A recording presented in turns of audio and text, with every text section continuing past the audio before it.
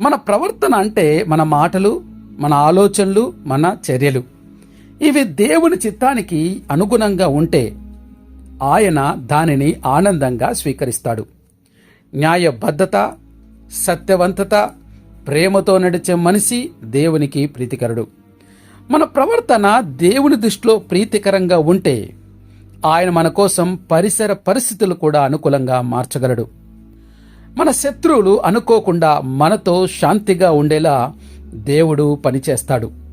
మనం దేవుని చిత్తానుసారం నడిచినప్పుడు ఆయన మన సంబంధాలను, పరిస్థితులను అనుగుణంగా మార్చి మన కోసం సమాధానాన్ని కలిగిస్తాడు. ఇది మానవ సంబంధాల్లోని గొడవలు, సంఘర్షణలు కూడా దేవుని చేతిలో శాంతిగా మారగలవని తెలిపే ఉదాహరణ. కాబట్టి మనం శత్రువులపై దృష్టి పెట్టక దేవునితో నడకపైనే దృష్టి పెట్టాలి.